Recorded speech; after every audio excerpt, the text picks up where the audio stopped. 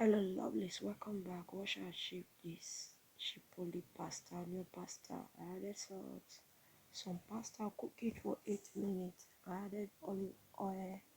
I added the onion, which is the main ingredient. I'll add in salt, pinch of salt, pinch of pepper, and I'll give it a good stir. And I like to stir fry for 1 minute. All my returnees, thank you.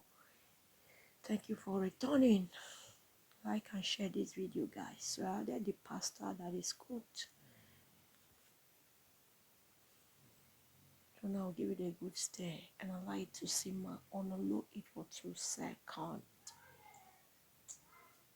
If you are new to the channel, please subscribe, turn on the post notification so that anytime we upload you'll be notified. Look at it already and looking nice. I served it and I garnish it with oregano. Enjoy.